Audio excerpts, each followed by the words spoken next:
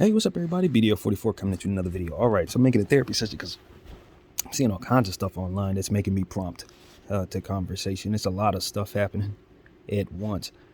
I just saw a video of a man in St. Louis. It was just horrible video. Footage of a guy loading up a magazine very slowly, and the footage cuts off. He ends up pointing his gun at a homeless person who's sitting there, not paying attention to nothing, minding his own business. You could clearly see both of these individuals are deeply disturbed. But one dude is just slowly but surely trying to load magazine into his gun so he can shoot this man in front of us. And it's someone from within a coffee shop, so to speak, basically, pointing his camera at the situation, watching it and commentating. He's like, he's loading the magazine. Oh yeah, he's loading the mag. Oh my God, he's putting the gun in. And my thing is, you could have saved this man's life 7 times over while your camera was on. Instead of using your phone to record the bullcrap, you could have called the cops. You could have created some type of environment where that was not possible. Maybe distracting that dude while he's trying to load the pistol. I mean, obviously the pistol isn't loaded, so you can rush him while he's doing that. But no, you sit out there and record the crime and the murder as it happens. I think you should go to jail for that. I think that the specifics of that particular situation, when he could have prevented it but decided to provide footage, he needs to go to jail. That should be illegal in this country. Enough. We got to take that away from the people. That indifference that causes people lives, how is that different than accessory? How's that different than harboring a criminal? How is that different? We have a civic duty and a human duty to do our very best to deter certain behavior. I think just for the sake of being in a world where children are in the world, you are part of a village. As I always say, none of us, no humans, are exempt from responsibility to one another, whether you believe that or not, because you're going to need some help on one day in some way, whether you need it or not. You're going to need somebody to be unselfish for the benefit of you. So when I'm sitting there watching footage like that, the only thing I'm thinking is there should be 2 people in jail for that murder. The person who recorded it and the person who did it. And I stand on that. I really want the laws to see to it that the culture where this happened isn't just okay. We want to deter that. It's important that we see footage of certain things, no question, but it's also important that things just don't take place when they can simply be stopped. You killed that man just as bad as the person who shot him, and I want you to know that person holding that camera. So that was the first thing I wanted to say. That was the very first thing I wanted to say. It was only one sane person in that situation. It was the person holding the camera. So as far as I could tell, they were responsible for stopping it. Given the fact that both of those people were completely out of their minds, it is what it is. It's how I feel. So, I condolences obviously to the person who lost their lives, the homeless person. So, you know what I mean? Who knows if he had any family? And like I said, the person who was loading up the gun and shot him was clearly completely out of his mind. I mean, this was broad daylight. They were both completely 7:30. It wasn't even a question about mental illness in either situation. But that's not the point. It's just the indifference and the callousness of the person holding the camera. You could tell that was a grown man. That wasn't no child. That wasn't a goofy kid. No, that person was probably in his 30s or 40s, maybe even older. So, accessory to murder, accomplice, I don't care what you charge him with, but putting him in jail is justice to me. So that's what I want to say, man. I really believe that. What else? There was some other thing that I saw. Very similar camera angle.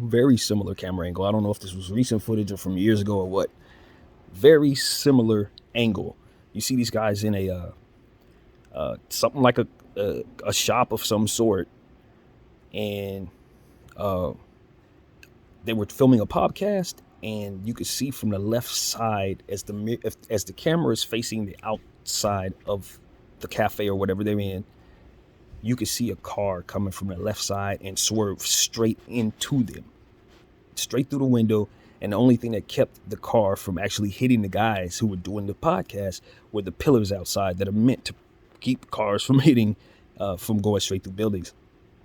So, I said that to say, whoever came up with the idea to put those pillars out there was That is the only way. There should be pillars outside of every building. Cars running the buildings all the time. I think a celebrity of some sort ran his car into a building last night or something like that. I don't remember who it was, but we remember the Anne Hayes situation. Rest in peace. There's been so many where cars are going off the road and going into homes, going into buildings, and things like that. I think just about every place that is connected to a street, a main street of any kind, should have pillars outside to keep those cars from actually turning into those buildings. So yeah, that was crazy how the camera angles were almost the exact same, and almost literally they were in the same place as the other situation, but obviously it was not. But it just goes to show that they're very similar situations in terms of what you see on the internet. It almost makes you wonder if stuff is staged for your view. But nevertheless, that was interesting. Glad everybody made it out okay. Driver, everybody survived. It was almost like as if it was like, just funny kind of, but not at all when you consider the only thing keeping those guys from getting hit was the pillar and the fact that dude was able to stop somehow. So that was one of those situations where I just wanted to document that for no reason, just because the camera angles were similar. This is just one of those days where I look up and I see that I've been up for a couple hours checking the internet, and I just see a bunch of stuff. Some of it was positive. When you think about Pau Gasol and his retirement ceremony as a Laker fan, that was a huge deal for us. Having an opportunity to just look back on some of that stuff was a memorable thing for a lot of our community over here in LA, and that was definitely a big deal for me because Pau and Kobe were a huge part of my Laker fandom. I wouldn't say childhood because I was already grown, to be honest, when they was doing what they were doing, but it still was huge in my life during the time where it was just a lot going on. So to have the team being that good was really good for me at the time. What else, man? There's just so much going on the internet that I was taking a look at. I wanted to say some more stuff, but I can't remember what it was that I saw, but it's just a lot of egregious stuff. Oh yeah, now I remember. Okay, so the situation going on in Mexico with the cartel. I think I might have touched on it with the situation where the 4 Americans got kidnapped. 2 of them were not able to survive. All black folks. They were said to be leaving South Carolina to some part of Mexico. I'm guessing where they were going was somewhere over there in the East Coast, further past Texas. That's my assumption, but I really don't know where they were in Mexico. They were driving there to get a BBL for the female in the car, they said. And I'm sure the investigation will let us know what was really going on, but they were driving, and I guess there was some type of gang shootout ahead of them in traffic. Just imagine you driving on a random street in Mexico, and next thing you know, cars start shooting at each other and stuff like that in front of you. And then when they finish doing what they do, and they come get you up out the car, shoot y'all up, and pull whoever's out of there, throw them in the back of a dump truck and drive away, or some type of pickup truck and drive away. Very, very disturbing. Unfortunately for somebody like myself from LA, definitely not surprising and definitely not uncommon. Which is why a lot of us native Angelinos don't really go down there unless we have to. I've been down there twice, once to help a friend with some legal matters, and another for just a real quick trip to Rosarito. I had a safe and good time. We were on this side of town, a little closer to Tijuana, Rosarito. You feel a little more like it's going to be all right, basically. Not only that, but it was many years ago since I've been, over 10 years, so a lot has changed, but the reputation has always been the way it is now. You go down there at your own risk, depending on what parts of Mexico you're going to. Now, if you're going to super resorts like Rosarito or Cancun, I'm pretty sure they're going to have safer environments because they're tourist attractions. But even there, when you cross that border, you're going into a different world. And what it was said was that those folks were mistaken identity. I guess those who snatched them up thought that they were Haitian immigrants who had been running, doing their thing down there illegally. And so I hear, not from my own knowledge, but my understanding is that there's a huge influx of Haitian American immigrants going down to Mexico and getting involved in what they got going on down there. And as a result, it's making for the environment where there's some conflict there. And when Black Americans go down there, they may think, or the environment may be as such as they may be mistaken as something that they're not. But my thing is, see, here's the thing, man. I got a lot of questions about what it is I'm seeing and why I'm seeing it.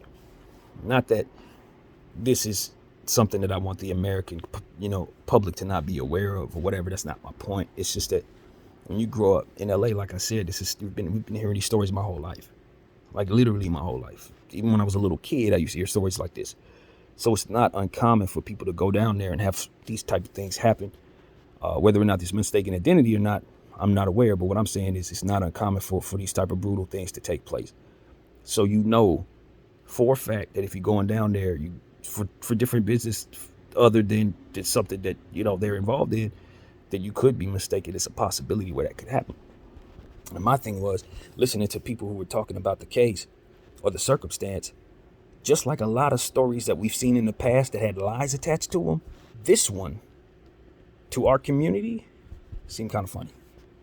Just like Jussie Smollett seemed funny, and so many others seemed funny off rip, where Black people was just like, no, we don't buy this. This is another one. No, we're not buying this. Not to say that it couldn't have happened or that no one would have done what they did, but it's just a whole lot of things in that situation that just seem like, oops, how did that happen? When you know damn well ain't no oops, how did that happen in certain situations. For example, so they drove down there to get BBL surgery. They got the BBL surgery, and then the person who was in the car who had the surgery was driving back for 20 hours. They said that trip was 20 hours off of BBL surgery. How long she had recovered is the question I have before she left Mexico. Had she been there for 2 days, 3 days, 4 days? Because anybody who's had BBL surgery does not want to be in a car for 20 hours right after having it. This is not happening. It's probably not very safe either. So that right there was a red flag for me. So it's like, okay, how long had they been on that trip? How long had she recovered before returning? If they're telling me that she turned around directly after getting that surgery, that's a red flag. This is some bullcrap. So that's the first thing I'm looking at. Second thing I'm looking at is the camera angle. Not to say that there's anything abnormal about footage of certain situations, but my thing is, we saw a very clear camera angle of everything we needed to see to be able to identify who they were in terms of their body sizes, their color, the skin, and all of that. It's just very identifiable stuff. And it just seems very fortuitous that they had the 4K camera angle zoomed in on everything. It just seems kind of fortuitous when all these different situations don't ever have cameras on them, even though we know cameras are all over the world, everywhere at all times. It seems like they know which circumstances to alarm the American public. If you do your homework, I'm pretty sure you'll find many stories like this. Why this particular story right now? And why did we have such wonderful camera angle footage to show us, and then all of a sudden it's on every publication in all of our minds? Wasn't there just another Black POW not too long ago that Biden was able to come get out of the situation in very weird circumstances that didn't necessarily seem safe to the rest of the country? Even though we love having Brittany Griner back, we just talked about how he gave up literally the merchant of death, someone who's known for organizing massive amounts of war damage. He's known for it. He sells guns to people who need to arm their armies. We sent this dude to Russia in the middle of wartime when they were literally trying to run and take over Ukraine. We sent him there to get a basketball player back.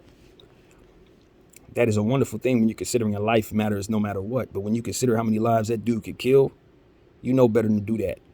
You know better than to send a merchant of death to a country trying to take over another country's land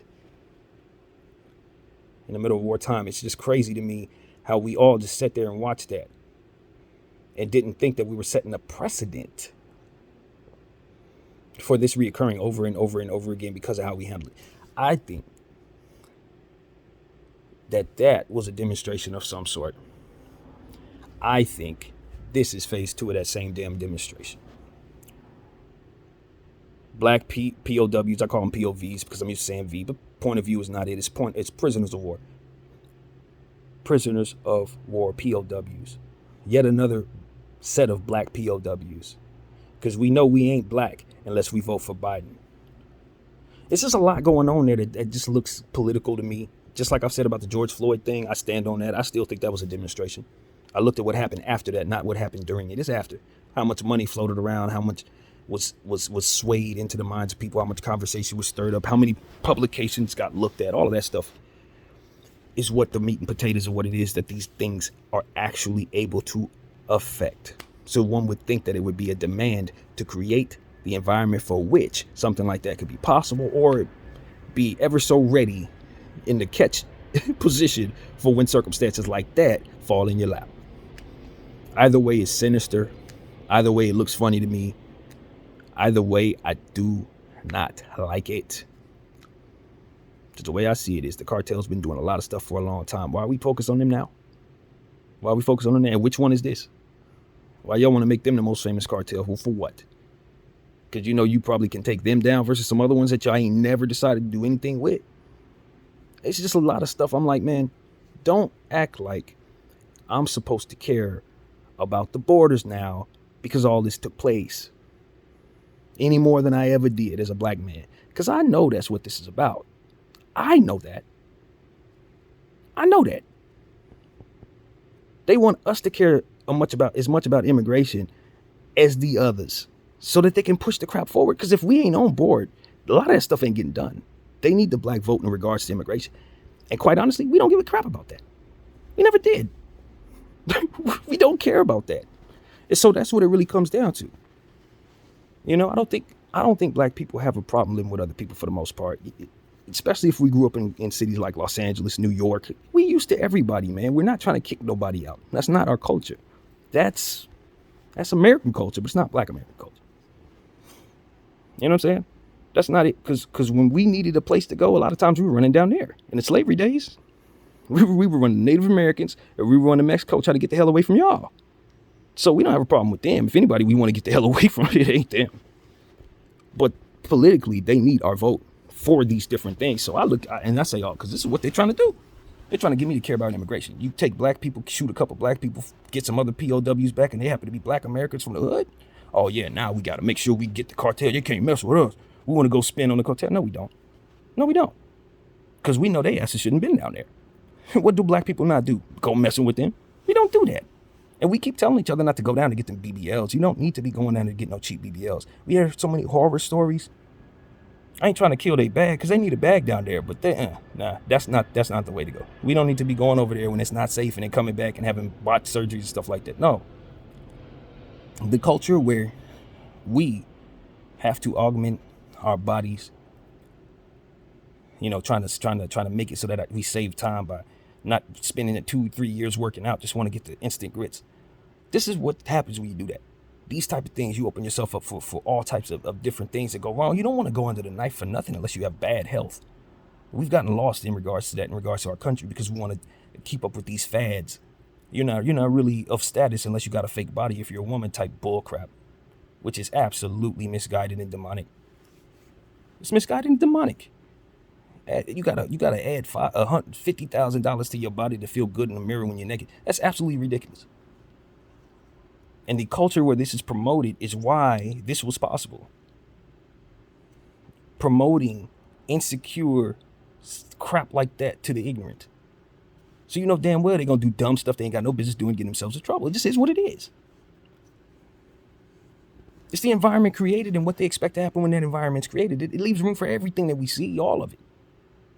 And that's why I want to hold them accountable when holding myself accountable. Because they're going to always tell you not to hold them accountable. It starts with you. We don't control the environment. I keep telling y'all that. And they know that while they're telling you the accountability. So pay attention to the ones who always talk about accountability when they don't want to talk about the environment and how it's created. Usually, they're part of the problem and probably even worse in some cases. So that's where I'm at, man. There's always accountability. But if I'm in a position where I can't control my own actions because it's constantly something embedded on my head trying to make me work against myself, then the chances I'm going to change for the better slim significantly. Does it not?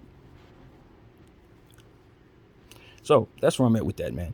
Get away from all these whack cultures, and we won't allow for some of these, oops, look at that. Oops, look how that happened. It won't happen because we won't be lulled into allowing it to happen. And I tell you right now, my point of view, I don't mess with nobody on no level, nothing, as it pertains to certain things. I stay to myself, as everybody who follows me knows. but I have an understanding about what demonstrations are about when it comes to crazy stuff like some of the stuff they say in the cartel does, or some of the stuff we know that they do. It's because they're against real armies, not street gangs. That's what I understand. That when they are trying to scare people, they're not trying to scare people. They're trying to scare armies, because they know when it's time to take them down, that's who's coming. It ain't gonna be no street gangs. It ain't gonna be your little local police. It's gonna be somebody's president sending his army to wipe them out. So how do they keep that from happening? By being absolutely and utterly brutal. It's exactly why you see the craziness that goes on in them circumstances, because they know what they're up against. They know. And so it's one of the things where it's like, if you're going to be on the sidelines being a bad guy, so to speak, and you're going to go up against the real establishment, you had better be scary as hell. Keep them off you. I understand that. It's a hell I wish I didn't, but I do. So what I tell you is, just stay away from people. Leave them alone, bro. Don't go down there and messing with them. Don't do business with them. You need a bag, get another one. If you're trying to deal with the streets. I don't, because it sounds like early death to me. Or a long, long, long time where you're sitting in a place where you don't want to be. And so as far as I can tell, those are not good options. No matter what country I'm in, no matter how bad the poverty is, we got to find another way. We have to. Because it ain't just about you risking your life. You're going to open up the door for a lot of stuff that could be possible that you're not thinking about. Some of that stuff, when you sit down and explained to you, you will realize you need to find another way anyway type stuff. Because you're allowing certain things. And that's what I'm trying to help people understand. You could go after your ambition and all of that, but there are people in place waiting for you to make a mistake so they could capitalize on their plans about that mistake. We have got to think this way as we move. Because I don't know if they was just going down there accidentally, all of this. Maybe they were wrapped up in some stuff that we have yet to find out about in regards to those 4 people going down there. Because a part of me thinks I have a hard time believing that they didn't get their guy. You know what I mean? Like I said, 20 hours driving back. I don't know. Seems to me that might have been something else going on, and I'm pretty sure they'll find out if it is. But it's reckless. I think about on the other side of it, you know, how this could possibly go for those guys who did this to these Americans, bringing so much attention to their circumstances. I'd imagine that ain't gonna go well for the people who are running things in their organization. Just looking at how things usually go in general, you bring in heat. The American government during political time, and you go do something like this on camera. Yeah, that I don't think they're gonna be doing too good for this. I don't believe so. And you know, I just wonder what we're looking at when you consider how fortuitous all this could be for political, circumstances. When you see Biden send army people in and bring 2 of those 4 people back. He's a hero again, just like he was with Brittany, except for that was done wrong. Black people just get saved left and right by Joe Biden, even though 2 of them didn't make it. You know, it's just how it goes, right? Just how it goes. Maybe this isn't what it looks like to me. I've certainly been wrong before. I always leave room to be wrong. But some things just look funny, even when it doesn't necessarily point to funny right away. It still feels funny just the same when you read it. When you look at the footage, you're like, okay, did they accidentally, is it as it seems, or is it more to it than that? And I just feel like there's a lot to question there. So that's what I got to say, man. I don't have no bad energy toward nobody. I'm not involved in nobody stuff. And that's exactly how I like to live, man. And I'm not afraid to live next to people that don't look like me or anything like that. But I definitely know to stay away from places where money's king and morals are somewhere in the back burner. You know what I mean? When people don't really care for you, your living, or don't really, you know what I mean, are more interested in fixing their own problems and dissolving their own poverty and displaying their own strength and what matters to them. You got to stay away from those circumstances if you're not a part of that. If you can't contribute to that and find a way to survive within that, you just stay the hell away from it. That's what I've learned. You don't be toying around with stuff like that. And so that's why I ain't going down there. I'm not going down there for no reason. You know, not in 2023. I do think the American government And the Canadian government should try to formulate some type of plan to help strengthen those lands down there, if for nothing else, for the betterment of the safety of the American people and the Canadian people. Because if this continues, they're just going to get stronger and stronger, more powerful, and more capable. And as that happens, you're going to deal with whatever comes with that. That's what I know. So it's like they've already been afraid to strike. Like I said, I've been hearing these stories all this time. They don't want to go down there because those people are brutal. They really don't want to deal with them. It's too close to home. They're afraid they're going to come bleeding over here if we do. And it's exactly what's going to happen. And so it's like, y'all let it get this bad. You let them get that rich, and it is what it is. It is what it is. And why did they let it happen? Because they were making money off of it, and we know it. And people wouldn't have got that big. They wouldn't have been that brutal if there wasn't some benefit to the countries attached to them. They would have cleaned them out, and we know that. They'd have starved them out, resource style. They would have starved them out. Don't play with me. I'm not the type of stupid that doesn't think that big money can get to other places and do exactly what it needs to do to starve out big armies. Cut off their water supply, mess with their food. You can shut them people down anytime they want to, and we know it. But they don't, because it doesn't benefit them to do so. Now, I guess it does, seeing that it's, voting time. You got to get that black vote to care about that stuff, man. I'm just like, look, I don't know where it begins or where it ends. For all I know, they invest in the music that tells us to get the BBL so they can have this happening. I mean, I literally think these people are that smart at times. Because I think it's all about creating the environment and keeping us from being aware of the creation of environments. That's the whole thing. That's the whole thing. They create the place that you're going to act a certain way, and then they watch you act that way. That's it. That's all it's ever been. And so I don't stunt this country like that. I know that how they do, and I know that it's yet to be seen how they do. We see it, but we don't see it. It's a real life matrix. And as people are starting to slowly wake up and look at these publications and how they handle us, and that's exactly what it is, handling our minds, suggesting certain things, creating certain norms and stuff like that, so that we'll think a certain way, so we'll do a certain thing, so they can be in position to catch the ball. That stuff is trash, man.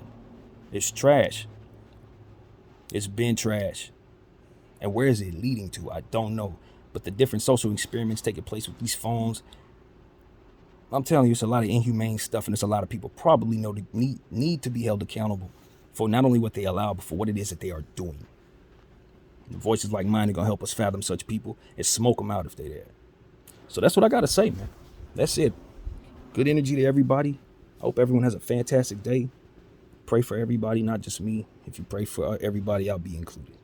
That's what I got to say. BDF 44. I thank you all for watching. I'm out.